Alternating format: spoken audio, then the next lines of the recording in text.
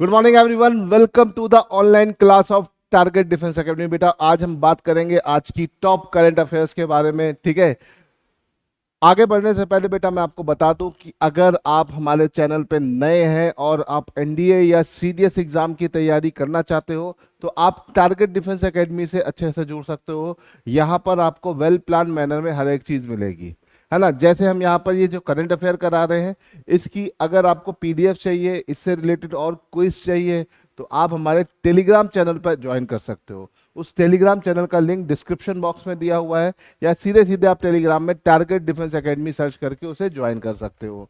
ठीक है बेटा, वहां पर आपको एग्जाम ओरिएंटेड बहुत सारा मटेरियल मिलेगा।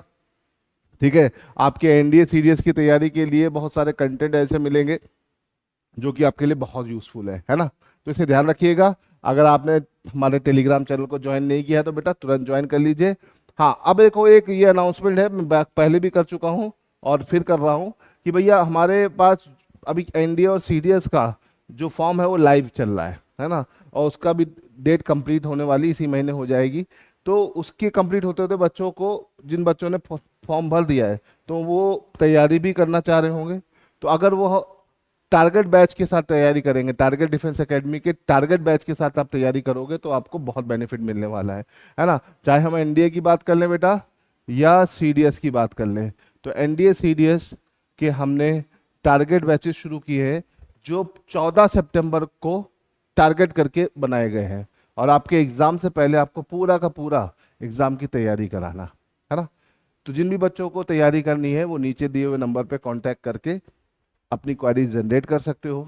साथ ही साथ अगर आप चाहते हो कि और अच्छे से तैयारी करना, तो हमारे कैंपस के प्रोग्राम को भी ज्वाइन कर सकते हो जो 1 ईयर का होता है ना।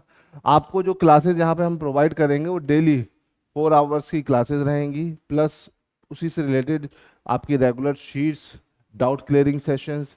अगर आप हमारा हॉस्टल लेना चाहते हो तो हॉस्टल फैसिलिटीज़ भी है हमारे पास, मेस की भी है। हर तरह की फैसिलिटीज़ है जो आपके लिए या आपके एग्ज़ाम के लिए सबसे ज़रूरी होती है ना। तो इसे ध्यान रखिएगा। चलिए, फिलहाल ये तो बात होगी बेटा हमारे बैच के बारे में। चलो आज शुरू करते हैं आज की पहली करंट अफेयर से। बहुत ही इंपॉर्टेंट करंट अफेयर है बेटा। MS Dhoni was inducted into ICC hall of fame in June 2025। How many ICC white ball trophies did he win as a captain. ठीक है, देखो आईसीसी हॉल ऑफ फेम में धोनी को बेटा जगह मिल गई है, और Dhoni ICC hall of fame में जाने वाले कोई पहले इंडियन नहीं है। ठीक है, तो वो किस नंबर के इंडियन है ये पूछा जा सकता है। तो बेटा याद रखिएगा, Dhoni become the 11th Indian to join this hall of fame, है ना। 11वें नंबर के हैं, याद रखिएगा। और यहां पे देखो जो क्वेश्चन है, ICC white ball trophy Dhoni ने कितनी जिताई बेटा? 3, है ना।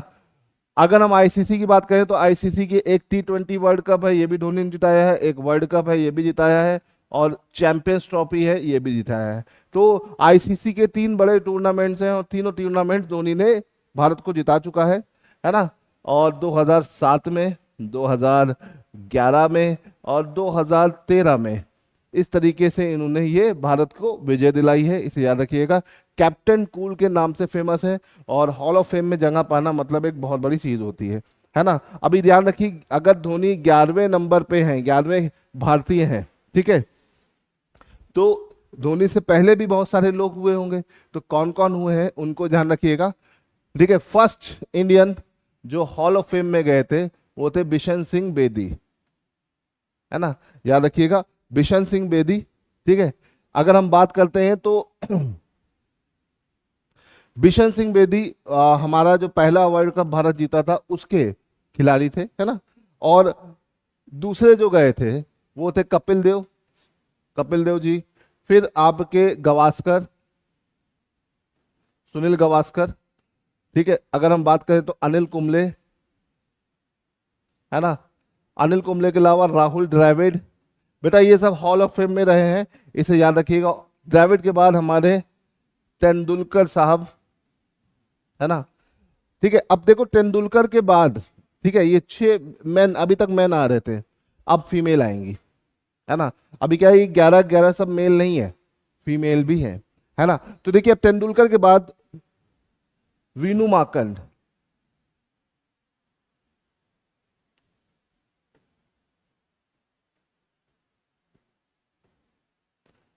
ठीक है। डियाना, डियाना देखो भारत से खेली हुई है। एडोलजी, डियाना एडोलजी। फिर सहवाग आ गए, है ना बेटा। सहवाग के बाद नीतू डेविड, देखो फीमेल्स भी हैं।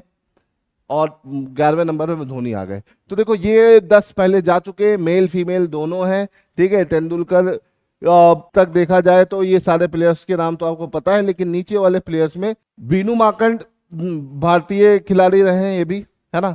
दियाना और नीतू ये दोनों फीमेल हैं, याद रखिएगा, ठीक। तो इसे ध्यान रखिएगा। आपके टोटल अगर हम हॉल ऑफ फेम की बात करते हैं तो ये धोनी 11वें नंबर पे आए हैं, इसको आपको थोड़ा सा ध्यान रखना है, बहुत ही इंपॉर्टेंट है, ठीक है। तो जितनी भी इंपॉर्टेंट चीजें थी मैंने आपको बता दिया है। चलिए अब यहां से आगे बढ़ते हैं, क्वेश्चन नंबर 2 की तरफ चलते हैं। Question number 2, West Indies cricketer Nicholas Pooran recently announced his retirement from the international cricket at the age of 29. What was his primary format of representation of West Indies? तो देखो Nicholas Pooran हर कोई इनको जानता है, ठीक है। बहुत ही जबरदस्त बैट्समैन है और लखनऊ सुपर जॉइंट की तरफ से खेल रहे थे और इन्होंने काफी बढ़िया अपना पूरी चीजें करी हैं। देखा है आपने, जब भी बैटिंग करते हैं तो बहुत ही खतरनाक बैटिंग करते हैं, है ना। वेस्ट इंडीज से खेलते हैं और इन्होंने अभी वेस्ट इंडीज में ओडीआई और टी20 फॉर्मेट से रिटायरमेंट ले लिया है ना। तो ये दोनों फॉर्मेट खेलते थे और इनसे उन्होंने रिटायरमेंट की घोषणा कर दी है। तो ये बहुत बड़ी अपडेट है, इसे ध्यान रखिएगा, ठीक है।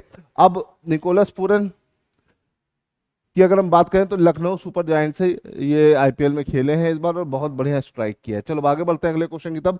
Who is the first Indian astronaut to reach International Space Centre, है ना।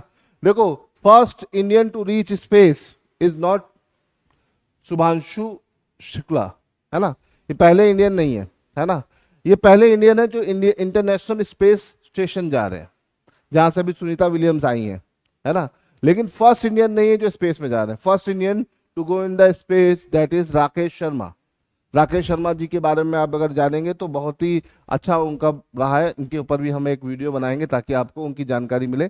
अब अगर हम बात करते हैं बेटा, आप लोग डिफेंस एग्जाम की तैयारी करो तो अगर मैं बता दूं शुभांशु शुक्ला जी के बारे में, तो ये ग्रुप कैप्टन है इंडियन एयरफोर्स में और ये फ्लाइट टेस्टिंग पायलट भी है ना। और इंडियन एयरफोर्स इन्होंने ज्वाइन किया था और ये लखनऊ उत्तर प्रदेश से बिलोंग करते हैं और इन्होंने एनडीए खड़क वासला का एग्जाम क्लियर करके इंडियन एयरफोर्स में as a flying testing pilot में से अपना कैरियर शुरू किया और अब ये इसरो से अटैच हो गए एज अ एस्ट्रोनॉट, ठीक है। तो शुभांशु शुक्ला इंडियन एयरफोर्स से बिलोंग करते हैं, इसे ध्यान रखिएगा। ग्रुप कैप्टन शुभांशु शुक्ला के नाम से इन्हें जाना जाता है। ग्रुप कैप्टन एक बहुत बड़ी रैंक होती है ना। इसके बाद अगर हम बात करें तो और बड़ी बड़ी रैंकें आपको मिलती है, लेकिन ग्रुप कैप्टन भी एक अच्छी रैंक है। जिस उम्र में इन्होंने ये रैंक पाली है ये बहुत तेजी से आगे बढ़ रहे हैं। चलिए फिलहाल हम यहाँ पे बात करें शुभांशु शुक्ला जी की, तो ये जो है ये एक्सियम 4 मिशन जा रहा है। कौन सा मिशन जा रहा है बेटा? एक्सियम 4 मिशन, है ना। ये मिशन में 4 लोग जा रहे हैं, 4 अलग अलग देशों से, है ना। कहाँ पे जा रहे हैं? इंटरनेशनल स्पेस स्टेशन, आईएसएस बोलते हैं इसे। वहां पे जाकर रहेंगे, स्पेस स्टेशन की मरम्मत करना, उसकी मेंटेनेंस करना, वहां से ऑब्जर्वेशन का सारा काम करना, ये सब करने का काम है इनका, ठीक है। तो भैया शुभांशु जी तो जा ही रहे हैं, लेकिन इनके साथ और कौन जा रहा है? इनके साथ जा रही हैं एक नासा की एस्ट्रोनॉट, काफी काबिल एस्ट्रोनॉट है, पैगी विटसन, ठीक है। इसके अलावा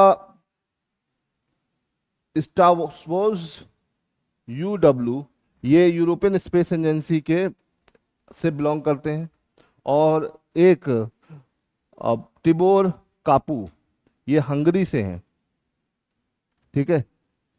तो ये 3 लोगों और इनके साथ जाएंगे इस मिशन पे। बहरहाल ये मिशन लॉन्च होना था लेकिन अभी पोस्टपोन हो गया है, ठीक है। इसकी लॉन्चिंग डेट थी बेटा 11 जून। 11 जून को लॉन्च होना था लेकिन कुछ टेक्निकल ग्लिच की वजह से ये नहीं जा पाया है ना। एक्सियम 4 काफी चर्चा में रहा है बेटा। एक्सियम 4 मिशन की अगर हम बात करते हैं तो एक्सियम 4 मिशन में करोड़ों रुपए का खर्चा हो चुका है। इनकी प्रैक्टिस, इनकी स्पेस में जाने के ऊपर, है ना। इस पे जो खर्चा हुआ है ये टोटल हमारे इंटरनेशनल मार्केट का 2% खर्चा हो चुका है, तो ये की बहुत बड़ा अमाउंट है और काफी ज्यादा स्पेंड किया जा रहा है स्पेस के ऊपर, है ना। काफी पैसा देश लगा रहा है, दुनिया लगा रही है किसके ऊपर, स्पेस एक्सप्लोर करने के ऊपर। तो ये स्पेस आने वाले टाइम का फ्यूचर है, इसे ध्यान रखिएगा, ठीक है। आई होप कि आपको समझ में आ गया होगा। चलिए अब यहाँ से आगे बढ़ते हैं, ठीक है। ये देखिए अच्छा क्वेश्चन है, what change did the Andhra Pradesh government make to work hour in private firm and factories. देखो आपको लग रहा होगा कि भैया टाइमिंग घटा दी होगी, लेकिन घटाई नहीं है, बल्कि इन्होंने इसको बढ़ा दिया है। बोला गया 9 से 10 घंटा करना चाहिए ताकि प्रोडक्टिविटी इंक्रीज कर सके, है ना। आंध्र प्रदेश में प्रोडक्टिविटी को इंक्रीज करने के लिए वर्किंग आवर्स बनाने की बात चल रही है ना। तो याद रखिएगा अभी हाल फिलहाल में किस देश ने वर्किंग आवर को 9 से 10 घंटे करने की बात कही है, आंध्र प्रदेश गवर्नमेंट ने, ठीक है। चलिए यहां से आगे बढ़ते हैं। आंध्र प्रदेश की बेटा अगर हम बात करें तो आपके चंद्रबाबू नायडू यहाँ के सीएम है ना, और अमरावती यहाँ का कैपिटल है, ठीक। चलिए आगे बढ़ते हैं। Question number 5, what is the name of investor centric portal recently launch by ministry of Ayush. देखो मिनिस्ट्री ऑफ आयुष जो है एफडीआई फॉरेन डायरेक्ट इन्वेस्टमेंट को अट्रैक्ट करने के लिए उन्होंने एक पोर्टल लॉन्च किया है जिसका नाम रखा है आयुष निवेश सारथी, जिससे हमारा जो आयुर्वेदिक एरिया है उसको बहुत ज्यादा बूस्ट मिलेगा, है ना। आयुर्वेदिक क्षेत्र में बहुत सारे ऐसे प्रोडक्ट्स हैं जिनको कमर्शलाइज करना का मेन मोटिव है, जिससे ज्यादा से ज्यादा आयुर्वेद की पहचान दुनिया भर में हो, देश दुनिया में हो। तो इसलिए इसको शुरू किया गया है। हमारी जो आयुर्वेदिक एरिया है भारत का, आयुष मिनिस्ट्री है, वो इसीलिए बनाई गई थी। आयुष का फुल फॉर्म है आयुर्वेद योगा यूनानी सिद्धि, है ना। तो ये आयुष की अगर हम बात करते हैं बेटा, तो आयुष अलग अलग जो बोल सकते हैं ग्राउंड लेवल का जो मेडिकल एरिया है उसको बात करता है। ये अगर हम आयुर्वेद की बात करते हैं तो आयुर्वेद के अंदर जो हमारे भारत में डिफरेंट डिफरेंट हब्स पाई जाती हैं, उन हब्स का इस्तेमाल करके क्योर करना, एकदम नेचुरल थेरेपी से क्योर करना, ये बहुत इंपॉर्टेंट चीज़ है। और इसी को ही इंटरनेशनल लेवल पर पहुंचाना ही इसका मेन काम है। तो इसीलिए एफडीआई को भारत में लाए हैं ताकि इससे इंटरनेशनल मार्केट में और भारत का बढ़ावा मिले, है ना। तो इसे याद रखिएगा, ठीक है। तो global leader in traditional medicine and wellness बनने के लिए भारत ने इसको लॉन्च किया है, ठीक है, याद रखिएगा। चलिए यहां से आगे बढ़ते हैं और ये अच्छा क्वेश्चन है, which island is often referred to as Galapagos of Indian Ocean. Galapagos एक आइलैंड है, एक आर्किपिलागो है। आर्किपिलागो बेटा क्या होता है, ग्रुप ऑफ आइलैंड। तो एक आर्किपिलागो है जो कि पैसिफिक ओशियन में, कौन से ओशियन बेटा, पैसिफिक ओशियन में, इसे याद रखिएगा। यूक्रेन और कंट्री से बिलोंग करता है ना। अगर आप इसे मैप पर देखेंगे तो आपको समझ में आएगा। अब भारत या इंडियन ओशियन, हिंद महासागर का गैलापागोस किसे कहा जाता है, तो बेटा सोकोट्रा आइलैंड। अब इन दोनों में सिमिलरिटीज पाई जा रही, किस तरह की, जैसे उस आइलैंड में बहुत ज्यादा रिच बायोडाइवर्सिटी है, वैसे इस आइलैंड में बहुत ज्यादा रिच बायोडाइवर्सिटीज, साथ ही साथ यहाँ पर डिफरेंट डिफरेंट स्पेसीज बहुत पाई जाती हैं, है ना। सकोटा आइलैंड की अगर हम बात करते हैं तो यमन से कनेक्टेड है ना। अभी हाल फिलहाल में सकोटा आइलैंड के ऊपर काफी सारा चर्चा चल रही थी, क्योंकि इस आइलैंड के जो बच्चे हैं उनमें माल न्यूट्रिशन बहुत हो गया था।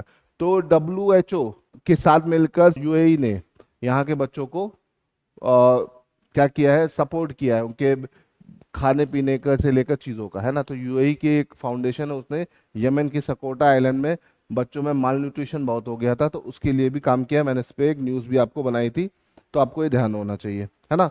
अब सकोटा आइलैंड बेटा बहुत ही खूबसूरत है, ये इतना खूबसूरत है कि यूनेस्को ने इसको अपनी वर्ल्ड हेरिटेज साइट में भी रखा है, इसे याद रखिएगा। तो यूनेस्को की वर्ल्ड हेरिटेज साइट में भी है, बहुत ही खूबसूरत और पीसफुल एरिया है, जैसे आप देख सकते हैं ये सकोटा आइलैंड का ही दृश्य है। तो सकोटा आइलैंड को देखिएगा, याद रखिएगा, और हो सकता है पूछ से ले, सिंपल सा क्वेश्चन, सकोटा आइलैंड कहाँ से है, किस ओशियन में, तो इंडियन ओशियन, अरेबियन सी के बगल में, है ना।